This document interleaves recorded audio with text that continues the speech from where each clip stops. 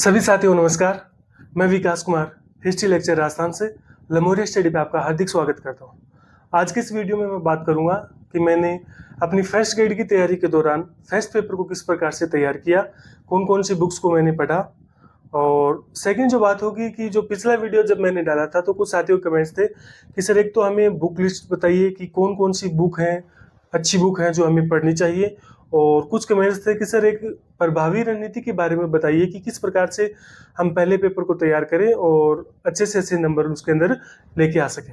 तो मैं अपने जो एक्सपीरियंसेस हैं वो आपके साथ साझा करूंगा कि मैंने किस प्रकार से तैयारी की और क्या क्या मैं रूटीन फॉलो करता था, उसके ऊपर भी मैं आपसे बात करूंगा। सबसे पहले तो मैं बात करूं कि जो बड़ा पोर्शन है कि जो इंडियन हिस्ट्री का, तो चूंकि मेरे ऑप्शनल सब्जेक्ट था इंडियन हिस्ट्री, तो मैंने वो आर्य कंपटीशन से पढ़ा था, तो वहीं से मैंने उसको पढ़ा, उसके अलावा कोई अलग से कुछ भी नहीं पढ़ा, वही चीज़ मैंने पढ़ी। बात करूँ राजस्थान हिस्ट्री की, तो राजस्थान हिस्ट्री में मैंने 6 से 10 तक की जो अपनी जो बुक चलती है कक्षा 6 से लेकर 10 तक की, उनको पढ़ा। जिसमें देखिए कक्षा 9 की जो बुक है वो है राजस्थान का स्वतंत्रता आंदोलन एवं शौर्य परंपरा। कक्षा 9 में चलती है, बहुत अच्छी बुक है, आपको भी पढ़नी चाहिए निश्चित रूप से। और कक्षा 10 के अंदर चलती है राजस्थान का इतिहास और संस्कृति, ये भी पढ़ा। इसके अलावा बात करूं तो शुरुआत से ही जो मैं तैयारी के दौरान, जब मैं अध्यापक की तैयारी कर रहा था, थर्ड ग्रेड टीचर की तैयारी कर रहा था, उसी समय से मैंने क्या किया था, अपने नोट्स तैयार किए हुए थे। और उसी समय से मैं क्या कर रहा था कि वो नोट्स पढ़ते आ रहा था, खुद के नोट्स तैयार किए हुए थे, जिसके अंदर आधुनिक इतिहास के कुछ मतलब ज्यादा टॉपिक थे, जिसमें प्रजामंडल है, किसान आंदोलन है, और इसके अलावा एकीकरण है, राजस्थान का एकीकरण है। उसके अलावा जो चित्रकला की शैलियाँ हैं और संस्कृति में जैसे कोई लोक कलाएं हैं, और उसके अलावा जो आपके लोक देवता हैं, इसका इस नोट्स के अंदर समावेश है। तो एक रजिस्टर ये तैयार था मेरा। उसके अलावा कुछ नोट्स और तैयार किए थे मैंने, जो प्राचीन इतिहास है अपना, जो राजवंशों का इतिहास है और जो सभ्यताएं हैं उनका, तो इनको इन दोनों टॉपिकों को मैंने यहाँ से पढ़ा, राजस्थान को, जो मेरे 2 रजिस्टर तैयार किए हुए थे यहीं से। उसके अलावा एक बुक और लेके आया था मैं असिस्टेंट प्रोफेसर की तैयारी के दौरान, राजस्थान पैनोरमा। तो जहां पर मेरे को लगता है कि मुझे और कुछ पढ़ना चाहिए, इस टॉपिक में कोई छूट रहा है, तो मैं उसको यहाँ से पढ़ लेता, जो राजस्थान पैनोरमा की जो बुक आती है वहां से। अब देखिए, राजस्थान की हिस्ट्री हो गई और आपका इंडियन हिस्ट्री हो गई। अब बात करें पॉलिटिकल की, तो देखिए पॉलिटी के अंदर भी मैंने खुद के नोट्स तैयार किए थे, कि जब सेकंड अटेम्प्ट मैंने दिया था तो उस समय के मेरे नोट्स तैयार किए हुए थे, जिसके अंदर देखिए मुख्यतः जो थे वो एक तो संविधान, तो संविधान के बारे में ज़्यादा बताऊं तो आपको कि एक तो जैसे जो आपके मौलिक कर्तव्य हैं और जो नीति निर्देशक तत्व हैं, और उसके अलावा एक टॉपिक है इसके अंदर लिखा हुआ कि प्रेसिडेंट, सुप्रीम कोर्ट, और नेशनल लेवल के जो बोर्ड होते हैं जैसे सीवीसी, सीईसी, और उसके अलावा कैग है, एजी है, महान्यायवादी है, इनको, और उसके अलावा प्राइम मिनिस्टर, और जो इलेक्शन इन इंडिया, ये टॉपिक्स जो हैं मेरे इस रजिस्टर के अंदर मैंने लिखे हुए हैं। आप देख सकते हो कि लोकपाल है, लोकपाल के बाद में इसमें लिखा हुआ है लोकायुक्त है, और महान्यायवादी है, ठीक है। तो पॉलिटी के अंदर भी मैंने अपने खुद के ही नोट्स तैयार किए। देखिए मेरा ये मानना है कि मैं अगर जो अपन चीज़ें लिख के, खुद की जो लिखी हुई चीज़ें होती हैं, अगर उनको अपन अच्छे से पढ़ते हैं तो वो ज़्यादा जल्दी तैयार होती है और वो काफ़ी समय तक अपने दिमाग में स्थायी रहती है। तो जो छोटे जो पार्ट थे, छोटे पोर्शन जो थे, जैसे इंडियन पॉलिटी का हो गया, उसके अलावा मैनेजमेंट का हो गया, ये मैंने, या तो मैं क्या करता, जैसे कोई बुक अगर मेरे को मिली, उस बुक से मैंने खुद के नोट्स तैयार कर लिए, या फिर मैं यूट्यूब के ऊपर कोई भी वीडियो देखता, और जहाँ से मुझको ऐसे लगता है कि हाँ ये मेरे समझ में आ रहा है, जिस टीचर का मुझे समझ में आता है वहीं से मैं उसको तैयार कर लेता। उसके अलावा देखिए मैनेजमेंट की बात करूं, तो मैनेजमेंट में मैं बुक लेके आया था, मुकेश जी पांचोली सर की बुक आती है, फर्स्ट ग्रेड के नाम से ही आती है, शैक्षणिक प्रबंधन व प्रशासन की, ये बुक लेकर आया। इसको मैंने पढ़ा अच्छे से, और इस बुक में एक खास बात यह है कि इसके अंदर है ना आगे क्वेश्चन दिए हुए हैं ऑप्शनल, तो वो क्वेश्चन सोल्व किए। उसके अलावा मैंने खुद का रजिस्टर तैयार किया, शॉर्ट नोट्स तैयार किए मैंने। अब देखिए शॉर्ट नोट जो जो नोट्स थे, या जो मैंने किस प्रकार से तैयार किए, चूंकि मैं विद्यालय शिक्षा में कार्यरत था, तो लगभग योजनाएं जो आती हैं शिक्षा विभाग की, वो उनसे मैं अवगत था, तो कुछ ज़्यादा उसको तैयार नहीं करना पड़ा। लेकिन एक ऐसे मान सकते हो कि अपने खुद की मन की संतुष्टि के लिए मैं क्या करता कि जो भी वेबसाइट जो होती है, जैसे मान लो कि जो आरबीएस की वेबसाइट है, BSCR की वेबसाइट है, या Rajasthan council of school education की वेबसाइट है। ऐसी जो जो जैसे दीक्षा ऐप है, ठीक है, दीक्षा पोर्टल है, वहां मैं जाता और वहां जो भी लिखा होता उनके बारे में, वो सारी की सारी चीजें मैं इसे रजिस्टर के अंदर उतार लेता। ये था मेरे मैनेजमेंट का। अब देखिए, मैनेजमेंट हो गया, राजस्थान का इतिहास हो गया। अब देखिए साइंस के लिए, तो चूंकि मैं गणित विज्ञान के अध्यापक के पद पर कार्यरत था, तो 6 से 8 तक का तो मैं अध्यापन कार्य करवा रहा था, तो मुझे कोई ज़्यादा समस्या नहीं हुई, और मैं साइंस स्ट्रीम का स्टूडेंट रहा हूँ, तो कोई ज़्यादा अलग से कुछ भी नहीं पढ़ा। 6 से 8 तक की वो जो किताबें पढ़ा रहे थे वो थी, उसके अलावा जो टॉपिक 9-10 के अंदर जो टॉपिक थे उनको थोड़ा बहुत पढ़ लिया। साइंस की मैं बात करूँ तो 9-10 की किताबों को पढ़ा। जैसे 9 की किताब में जो है आपके एक तो जो परमाणु उसके बारे में है, कार्य है, ऊर्जा है, ठीक है, रासायनिक अभिक्रियाएं हैं, रासायनिक समीकरण, वो 9 की किताब में थे। और जो आनुवांशिकी के जो लक्षण हैं और इस ऐसे कुछ टॉपिक थे, वो कक्षा 10 की बुक में, तो मैंने वो वहां से पढ़ लिया। हाँ, उसके अलावा एक जो बुक लेकर आया था वो थी दृष्टि की जो बुक आती है, सामान्य विज्ञान की, क्वेश्चन आते हैं इसके अंदर, ये बुक मैं लेके आया था। इसको मैंने 2-3 बार पढ़ा। अब देखिए बात करें मनोविज्ञान की। चूंकि मनोविज्ञान पिछली बार सेकंड पेपर में था, लेकिन अब की बार थोड़ा सा फेरबदल किया गया सिलेबस के अंदर, और फर्स्ट पेपर के अंदर मनोविज्ञान दिया जाएगा। तो मैं यहीं इसी वीडियो के अंदर मनोविज्ञान के बारे में बता रहा हूँ कि मेरे पास शुरू से ही क्या था कि जब मैं तृतीय श्रेणी अध्यापक की तैयारी कर रहा था, तो वंदना मैडम की प्रभात के नाम से बुक आती है शिक्षा मनोविज्ञान की, वो लेकर आया था। उसके बाद में सेकंड ग्रेड की भी उन्हीं की है, और फर्स्ट ग्रेड की जब मैंने तैयारी की थी सेकंड अटेम्प्ट के दौरान, मैं ये लेके आया था प्रभात की शिक्षा मनोविज्ञान एवं शिक्षा शास्त्र। तो मैं लगातार इन्हीं बुक्स को पढ़ रहा हूँ। हालांकि 1-2 बुक और लेके आए, लेकिन वही बात है कि जिन बुक्स को आप ज्यादा पढ़ते हो ना, तो आप उससे फेमिलियर हो जाते हो, तो वही बुक्स आपको अच्छी लगती है। तो मैंने इन्हीं को पढ़ा, बार बार पढ़ा इन्हीं को, शिक्षा मनोविज्ञान के लिए। तो ये तो था मेरा पहले जो पेपर था उसकी रणनीति कि मैंने, सॉरी, बुक्स की मैंने कौन कौन सी बुक्स को पढ़ा। अब देखिए बात करते हैं कि एक प्रभावी रणनीति क्या हो। और यकीन मानिए कि आपके लिए है ना, ये अब जो सेशन होगा ये बहुत ही इंपॉर्टेंट होने वाला है, क्योंकि ये जो बुक्स जो अभी मैंने बताई हैं लगभग आपके पास मौजूद है, लगभग बुक्स आपके पास मौजूद है। तो इसमें कुछ नया नहीं बताया, लेकिन अब जो मैं बताने जा रहा हूँ वो आपके लिए, आपकी तैयारी के लिए महत्वपूर्ण हो सकता है कि आप एक किस प्रकार से एक प्रभावी रणनीति के तहत आप क्या करो, पहले पेपर को तैयार करो और अच्छे से अच्छे नंबर लेके आओ। तो देखिए मैंने कुछ अपने लिखा है कि आपको किस प्रकार से, उसके साथ में मैंने भी अपने भी जो एक्सपीरियंसेस हैं उनको भी अंदर जोड़ा कि मैं भी किस प्रकार से तैयार करता था। तो देखिए सबसे पहले तो एक जो कमेंट्स थे, कुछ बच्चों के कमेंट थे, साथियों के कमेंट थे कि सर एक तो ये बताओ कि हम कौन सी बुक्स का चयन करें। आपने तो जो पढ़ा ठीक है, लेकिन अब कौन सी बुक्स का चयन करें। तो देखिए मेरा ये मानना है कि अब जो ये वीडियो देख रहे हैं वो 2 प्रकार के अभ्यर्थी या साथी देख रहे हैं। जो एक तो जो पहले से ही तैयारी कर रहे हैं, जिन्होंने 1-2 अटेम्प्ट दिया है, पहले से वो तैयारी कर रहे हैं, जिनके पास मैटर है, बुक्स हैं। और एक ऐसे बच्चे जो हैं जो अभी, जिनका फर्स्ट अटेम्प्ट होगा, जिन्होंने अभी तैयारी शुरू कर दी है या अभी करने वाले हैं।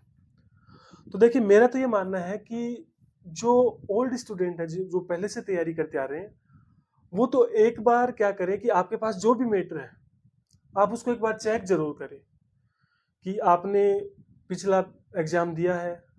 आप क्या करो कि पिछले 2 या 3 सालों के एग्जाम के जो पेपर है उनको उठा लो और उसमें से क्वेश्चन को ढूंढो, और उन क्वेश्चंस को है ना, अपने जो आप जो भी सामग्री पढ़ रहे हो अभी तक, जो भी नोट्स पढ़ रहे हो, जो भी सामग्री पढ़ रहे हो, उससे मैच करवा के देखो कि क्या आपका जो मैटर है, जो सामग्री है, वो उन क्वेश्चंस, वो जो क्वेश्चन मैं बता रहा हूँ, जो पिछले पेपर्स के जो क्वेश्चन है, वो उस सामग्री से आ रहे हैं कि नहीं आ रहे। और लगभग अगर मान लो कि आप 80-85% अगर उस सामग्री से वो क्वेश्चन पुट हो रहे हैं, तो आपको अपना मैटर चेंज करने की आवश्यकता नहीं है। आप जो सामग्री पढ़ते आ रहे हो उसी सामग्री को आप कंटिन्यू रखिए। हाँ, अगर आपको लगता है कि वहां पर कोई कमजोरी है, कोई पार्ट ऐसा है जहां पर मेरे को चेंज की आवश्यकता है, तो आप उसको चेंज कर सकते हो, उस बुक को आप चेंज कर सकते हो, कोई नई बुक भी उसके साथ में ऐड कर सकते हो। या फिर कोई ऐसा, केवल कोई ऐसा टॉपिक है जो छूट गया है, तो आप उसको यूट्यूब पर कोई भी वीडियो देखकर आप उसको लिख सकते हो। दूसरी बात करूं कि अगर जो नए अभ्यर्थी हैं वो किस प्रकार से बुक्स का चयन करें, तो देखिए जो नए अभ्यर्थी हैं और पुराने अभ्यर्थी हैं, दोनों में एक चीज तो हमेशा कॉमन आपको रखनी पड़ेगी कि आपके पास एक गाइड होनी जरूरी है। क्योंकि मैं मेरी तैयारी के दौरान मेरे पास थी एक गाइड, सेकंड अटेम्प्ट के दौरान मैं लेके आया था लक्ष्य की, और ये गाइड हालांकि ज्यादा पढ़ी नहीं। इस गाइड से मैंने केवल और केवल हिंदी और इंग्लिश, देखिए मैंने पिछले वीडियो के अंदर भी बताया था कि मैंने हिंदी और इंग्लिश बहुत कम समय दिया मैंने हिंदी और इंग्लिश को, और या तो मैं उसको यूट्यूब से पढ़ा कोई वीडियो देख लेता या कई बार इस गाइड से देख लेता। क्योंकि मैं सेकंड अटेम्प्ट के दौरान लेके आया था, इसको मैंने ज्यादा पढ़ा नहीं। हाँ, केवल ये रहता है कि हाँ मेरे पास बुक है, कई बार कोई क्वेश्चन अपने को नहीं आते हैं, कई बार ऐसे लगता है कि क्या ये मैटर कम पढ़ रहा, तो उस समय इसको देखता, और ऐसा लगता ना कि हाँ ये मैटर अपन पढ़ चुके हैं, तो उस समय इसको छोड़ देता। तो सबसे पहले जो थिंग है वो है आपकी कि आपके पास, चाहे आप नए हो चाहे आप पुराने अभ्यर्थी हो, आपके पास एक गाइड होनी जरूरी है। मेन है एक गाइड। सेकंड बात करें कि वो गाइड कौन सी हो, तो देखिए आप लक्ष्य की भी लेके आ सकते हो और आप पेनोरमा की गाइड भी लेके आ सकते हो, दोनों ही अच्छी गाइड है। मैं आपको सजेस्ट करूंगा कि पेनोरमा की गाइड, क्योंकि मैंने पेनोरमा की गाइड देखी है, उनके अंदर क्या है कि लक्ष्य की बजाय थोड़ा सा मैटर ज्यादा है, तो आपको ये महसूस नहीं होगा कि इसके अंदर मैटर कम है। तो पेनोरमा की गाइड अच्छी है, पूरा का पूरा मैटर वो कवर करती है। तो आपके पास क्या होना चाहिए कि एक तो गाइड होनी चाहिए। दूसरी बात करूं, चाहे आप पुराने हो चाहे नए अभ्यर्थी हो, अब देखिए पेनोरमा गाइड से आपके क्या क्या कवर हो जाएगा उसकी मैं बात करूं, तो देखिए सबसे पहले तो साइंस।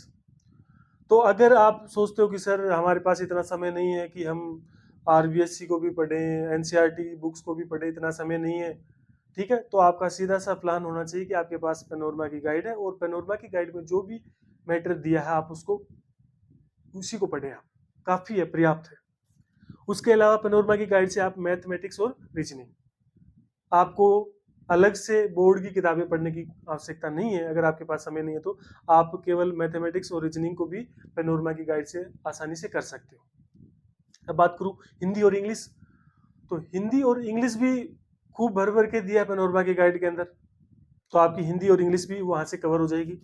और बात करूं कि राजस्थान ज्योग्राफी की, तो देखिए राजस्थान ज्योग्राफी पेनोरमा की गाइड से हो जाएगा, लेकिन उसके अलावा भी आपको थोड़ी मेहनत और करनी पड़ेगी। आप यूट्यूब के ऊपर कोई वीडियो सर्च कर सकते हो किसी के, और उन यूट्यूब वीडियोज के अंदर देखो आपको क्या क्या पढ़ना है। एक तो एनर्जी रिसोर्सेज जो है वो आपको पढ़ना है और वहां से अपने नोट्स तैयार करने हैं। उसके अलावा टूरिज्म, एक है इंडस्ट्रीज ट्रेड, और एक है एग्रीकल्चर, और एक है लाइव स्टॉक। देखिए ये टॉपिक मैं क्यों बता रहा हूँ, क्योंकि ये हर समय क्या थोड़े थोड़े समय बाद में कि इनमें थोड़ा थोड़ा बदलाव होता रहता है। तो आप करंट की कोई क्लासेस होती हैं यूट्यूब के ऊपर, आप उनको देख सकते हो और वहां से लिख सकते हो। तो सबसे पहला तो आपकी प्रभावी रणनीति में है एक गाइड आपके पास होनी जरूरी है, और उस गाइड से आपके कौन कौन सी चीजें कवर होंगी, साइंस, मैथमेटिक्स, हिंदी, इंग्लिश और राजस्थान ज्योग्राफी, ये आपकी उस गाइड से कवर हो जाएगी। अब सेकंड बात करूं कि इंडियन हिस्ट्री, तो इंडियन हिस्ट्री के लिए आप अगर, मैंने जो देखा था वो थी एक नाथ पब्लिकेशन की बुक आती है, मैं लेके भी आया था, उसका मैं रिव्यू भी करूंगा, मैं आपको दिखा देता हूं कि नाथ पब्लिकेशन की एक बुक आती है इंडियन हिस्ट्री के लिए, ये बुक आप ला सकते हो। स्कूल व्याख्याता इतिहास कला व संस्कृति, इसके अंदर राजस्थान का भी दिया हुआ और भारत का भी दिया हुआ है। तो आप यहाँ से है ना इंडियन हिस्ट्री को आप अच्छे से पढ़ सकते हो, अच्छी बुक है, इसका मैं रिव्यू भी करने वाला हूँ जल्दी। तो ये आप लेके आ सकते हो भारतीय इतिहास के लिए। अब बात करूँ करंट अफेयर्स की, तो देखिए करंट अफेयर्स में आप मूमल बुक आती है वो, मंथली जो आती है वो, और नाथ पब्लिकेशन की बुक आती है, वार्षिकांक आती है और एक अर्धवार्षिकांक आती है, तो वो आपको जरूर लेके आनी है नाथ पब्लिकेशन की, विनोद जी स्वामी की। उसके अलावा आप एक क्रोनोलॉजी लेना। देखिए मैंने कई बच्चों को ये कहते देखा कि हम है ना करंट के क्या कर रहे हैं, नोट्स तैयार कर रहे हैं, डेली एक एक दो दो घंटा पढ़ रहे हैं और उसके नोट्स तैयार कर रहे हैं। मेरा ये मानना है कि कोई फायदा नहीं है, आप टाइम वेस्ट कर रहे हो। क्यों? क्योंकि जब आपको एक पूरा पका पकाया मैटर मिल रहा है मूमल आपको मिल रही है, क्रोनोलॉजी मिल रही है, और ये जो नाथ पब्लिकेशन की बुक आती है, विनोद जी स्वामी की बुक मिल रही है, इसमें सारा का सारा मैटर है। और ऐसा ऐसा कम ही चांस होगा कि इससे बाहर करंट के पर्सन आए, यानी कि पूरा का पूरा करंट यहीं से आता है। और मैंने भी अपनी तैयारी के दौरान करंट इन्हीं बुक्स को पढ़ा है। अब बात करें इंडियन पॉलिटी की, तो देखिए पॉलिटी के लिए आप या तो एम लक्ष्मीकांत ले आओ, और उससे जो भी आपके टॉपिक है उनको छांट के आप अपने नोट्स तैयार कर लो, या आप क्या करो, यूट्यूब के ऊपर किसी भी टीचर के कोई वीडियो होंगे, आप वहां से उनको लिख सकते हो देख के। अब बात करूं मैनेजमेंट की, तो मैनेजमेंट की आप एस एस यादव सर की बुक आती है, वो लेके आ सकते हो। और या आप जो मैंने पढ़ी है मुकेश पांचोली सर की, अभी शायद वो राज पब्लिकेशन से अब की बार पब्लिश करवा रहे हैं, तो वो बुक भी आप पढ़ सकते हो। और साथ में अगर आपको ज़्यादा लगे कि हाँ और भी मेरे को पढ़ना, तो आप जो ऑथेंटिक वेबसाइट है ना, वहाँ से आप जा सकते हो। अब बात करूँ साइकोलॉजी की, तो साइकोलॉजी में आप अवनी पब्लिकेशन की बुक आती है, धीर सिंह जी सर की बुक आती है, वो लेके आ सकते हो, या फिर आप प्रभात की भी लेके आ सकते हो, दोनों अच्छी बुक है। अवनी पब्लिकेशन को मैं इसलिए आपको बता रहा हूँ कि अवनी पब्लिकेशन की जो बुक आती है ना, तो एक तो उनके अंदर मैटर भी खूब बहुत ज़्यादा होता है, दूसरा ये होता है कि वो सर ऑनलाइन है, तो अगर कई बार वो अपनी वीडियोज क्या करते हैं भी ऑनलाइन भी डाल देते हैं, तो वहाँ से भी आपको हेल्प हो जाएगी। तो ये तो आपको मैटर रखना है, ये पूरा का पूरा मैटर होगा। देखिए बताने को ना, मैं और भी बहुत सारी बुक है राजस्थान अध्ययन की, या जो राजस्थान की जो बुक है ना, जो हुकुमचंद जैन माल्य की है, नारायण माल्य की है, राजस्थान ग्रंथ अकादमी की है, वो बुक्स भी बता सकता हूँ। लेकिन देखिए एक मारवाड़ी में एक कहावत है कि घने मामा को भांजो है ना भूखो सोया करे, ठीक है। यानी कि अगर आप बहुत सारी बुक्स इकट्ठा कर लेते हो, तो आप कंफ्यूज हो जाओगे खुद की मैं कौन सी बुक से पढूं। और अगर मान लो आप पढ़ भी लेते हो किसी, मान लो 4 बुक को आपने पढ़ लिया एक टॉपिक के लिए, तो फिर आप परीक्षा के दौरान आप कंफ्यूज हो जाओगे कि मैंने कौन सी बुक से कौन सा टॉपिक पढ़ा था। तो वहां आपको ऐसी स्थिति से बचना है। तो मेरा तो यही मानना है कि आप मैटर सिलेक्टिव रखो, थोड़ा रखो, और चीजों को सरलता से ना, एकदम सरल तरीके से ना उनका अध्ययन करते जाओ। तो सारा का सारा मैटर तो यही है कि आपको कौन कौन सी बुक्स का चयन करना है। एक बार फिर से बता देता हूँ कि आपको एक गाइड लेके आनी है, चाहे वो लक्ष्य की हो चाहे वो पेनोरमा की हो, ठीक है। वहां से आपके क्या क्या हो जाएगा, साइंस हो जाएगी, मैथमेटिक्स हो जाएगा, हिंदी, इंग्लिश और राजस्थान ज्योग्राफी वहां से हो जाएगी। उसके अलावा इंडियन हिस्ट्री के लिए आप नाथ पब्लिकेशन के लिए हो, और करंट अफेयर्स के लिए मूमल और क्रोनोलॉजी, और लास्ट में जब वार्षिकांक आता तो नाथ पब्लिकेशन का जो विनोद जी स्वामी का आता। पॉलिटी के लिए आप कोई भी नोट्स तैयार कर लो, और मैनेजमेंट में आप एस एस यादव या मुकेश जी पांचोली के साथ जा सकते हो, और साइकोलॉजी में आप अवनी पब्लिकेशन या प्रभात के लिए किसी के भी साथ जा सकते हो। अब इसके बाद में एक चीज और है जो आपके पास होनी चाहिए, वो है कि जो प्रीवियस ईयर के जो क्वेश्चन पेपर है, आपके पास एक ऐसी बुक होनी चाहिए जिसमें पिछले वर्षों के जो प्रश्न शामिल किए गए हो।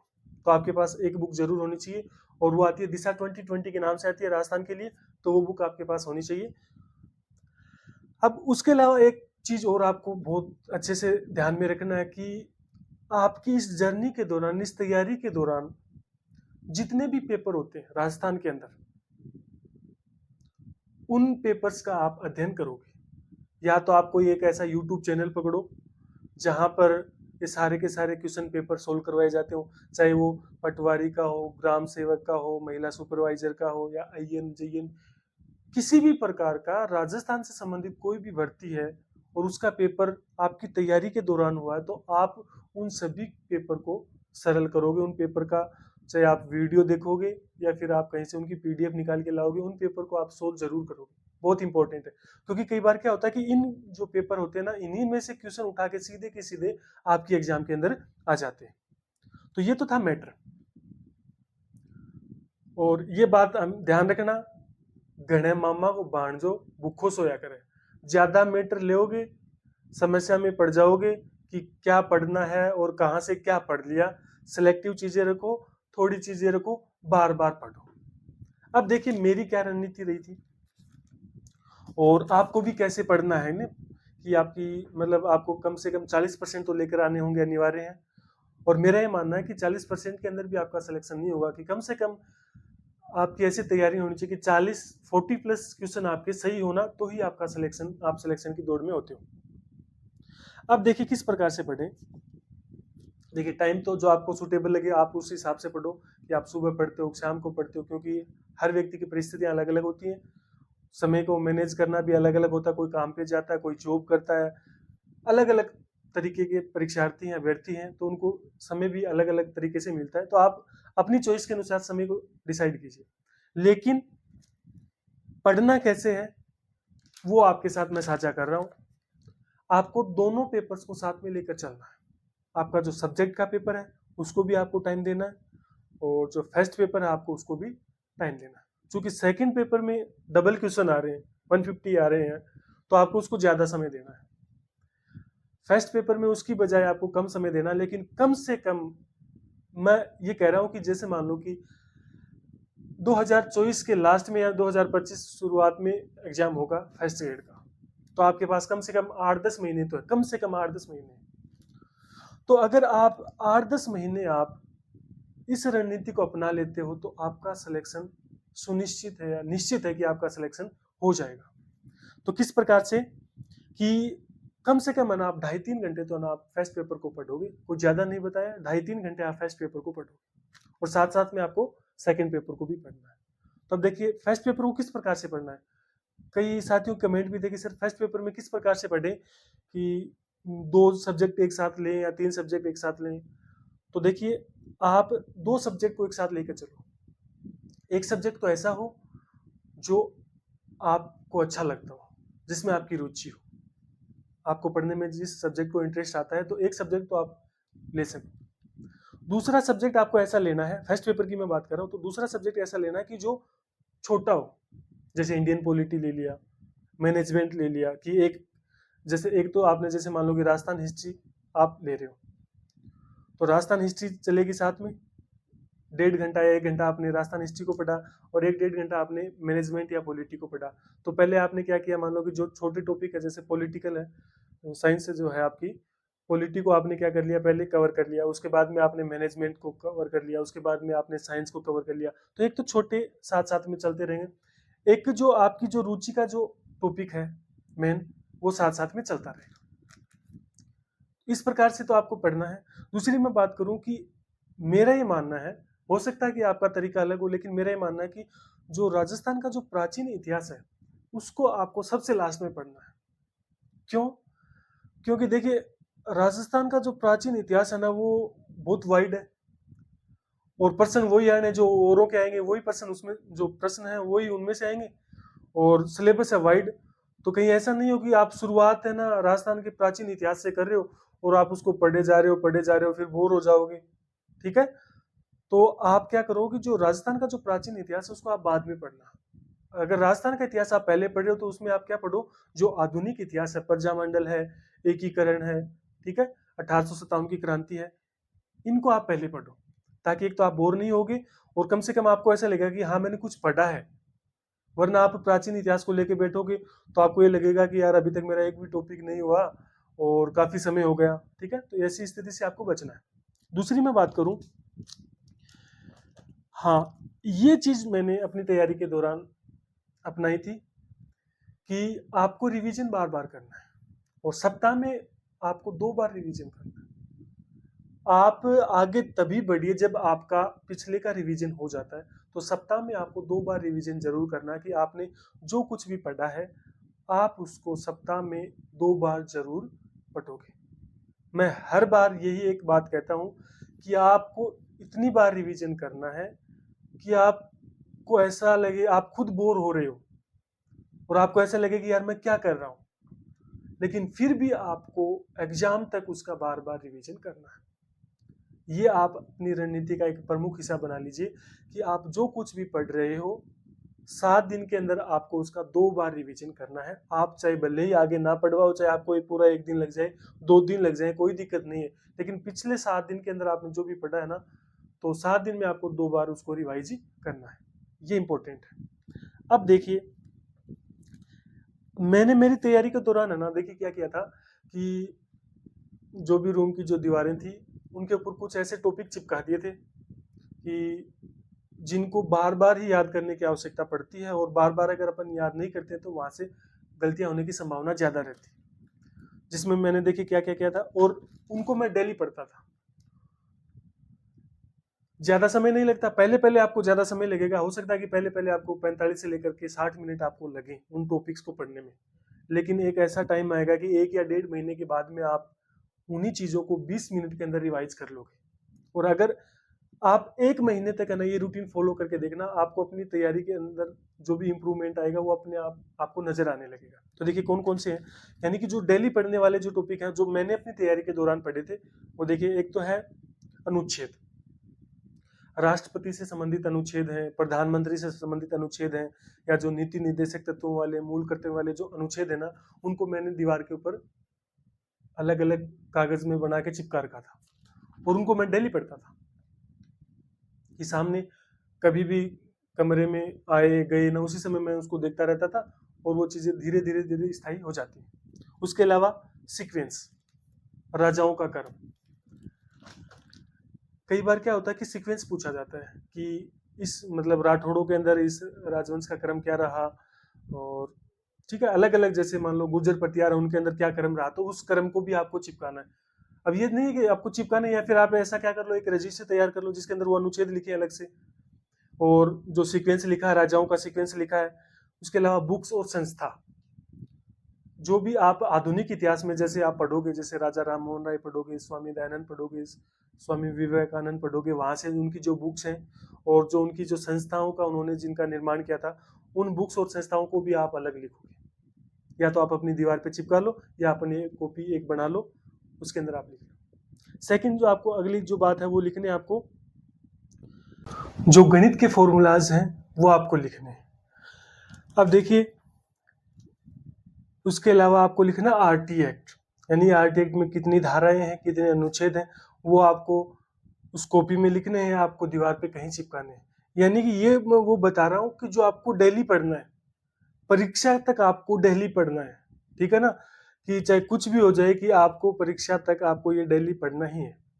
अगला है राजवंशों की उत्पत्ति, जैसे जो आता है ना कि चौहानों की उत्पत्ति कहाँ से हुई और किसने वो कथन दिया, गुर्जर प्रतिहारों की उत्पत्ति कहाँ से हुई, किसने वो कथन दिया, ये आपको लिखना है। जैसे मैं बात करूं, जैसे क्रम की मैं बात करूं, जैसे मैंने लिखा था कि सीचू रणजोधा का गंगा में, तो जैसे जो जोधपुर के जो राठौड़ है ना, उनकी एक छोटी सी ट्रिक बनाई थी कि सीचू रणजोधा का गंगा में, तो सी का मतलब सीहा, फिर चू का मतलब चुंडा, ठीक है, रण का मतलब रणमल, फिर जोधा, फिर उसके बाद में गंगा, यानी कि इस प्रकार से आपको एक सीक्वेंस लिखने, जो आपके चाहे राठौड़ हैं और जो चौहान हैं, गुर्जर प्रतिहार हैं, उनके जो क्रम जो है राजवंशों जो राजाओं का, वो आपको लिखना है और उनको आपको डेली पढ़ना है। देखिए क्या होता है कि जब सिंपल प्रश्न आता है ना, तब तो कोई दिक्कत नहीं होती है, लेकिन अगर क्वेश्चन को टफ बनाएगा तो आपसे वो क्रम पूछेगा, तो उसमें क्या होता है कि कई बार गड़बड़ हो जाती है। तो इसके लिए आपको क्या करना पड़ेगा, वो डेली आपको तैयार करना पड़ेगा। उसके अलावा आपको जो राजस्थान की जो ज्योग्राफी है, उसके अंदर आपको एनर्जी और लाइव स्टॉक और जो एग्रीकल्चर है, उनके जो आंकड़े हैं वो भी आपको लिखने हैं, और उनको भी आपको डेली पढ़ना है। तो आपको 45 से 60 मिनट तक आपको डेली देनी है। आप इस रूटीन को 1 महीने अपना कर देखिए, और आपको अपने आप में बदलाव नजर आएगा कि आपको अपने जो दोनों पेपर साथ पढ़ने हैं।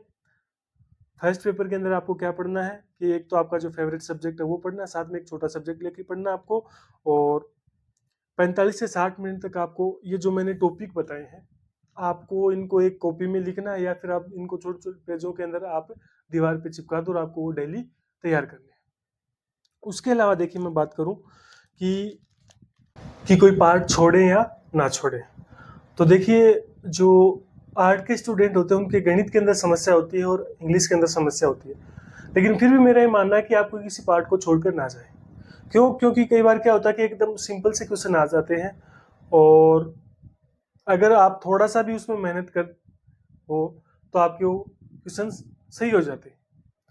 तो ये नहीं हो कि आपने किसी पार्ट को छोड़ दिया और घर पे आके आपने क्वेश्चन को देखा तो आपको ऐसा लगा कि यार अगर मैं थोड़ा सा इसको तैयार कर लेता तो मैं ये क्वेश्चन सरल कर देता। और यकीन मानिए कि उसी सरल क्वेश्चन के अंदर है ना, जो दूसरे स्टूडेंट होते हैं वो आपसे आगे हो जाते हैं। तो आपको किसी भी पार्ट को छोड़ना नहीं है, हाँ, आप ऐसे कर सकते हो कि आप उसको ज़्यादा समय मत दो, आप उसको कम से कम इतना तो पढ़ो कि अगर नॉर्मल क्वेश्चन आ जाए तो वहाँ से आपका क्वेश्चन गलत ना हो। अब देखिए कि मैं आपको यूट्यूब के ऊपर, मेरा जो टारगेट है वो ये है कि यूट्यूब के ऊपर आपको जो छोटे टॉपिक है, जैसे इंडियन पॉलिटी है, मैनेजमेंट है, और जो एक मेरा सब्जेक्ट है कि इंडियन हिस्ट्री, तो मैं ये आपको करवाऊंगा।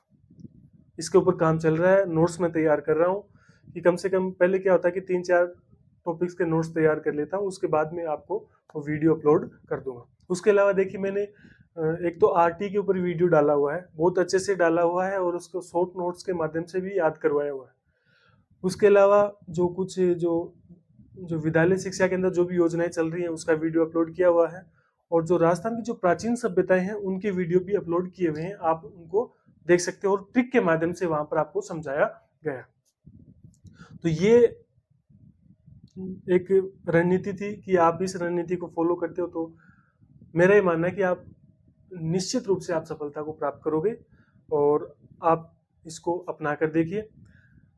अगली जो बात है वो ये कि आगे भी मैं आपके साथ ऐसे वीडियो साझा करता रहूँगा, अपनी जो भी तैयारी के दौरान जो बातें वो आपके साथ साझा करता रहूँगा, और जल्द ही एक जो सेकंड जो पेपर है हिस्ट्री का उसके ऊपर भी वीडियो बनाने वाला हूँ।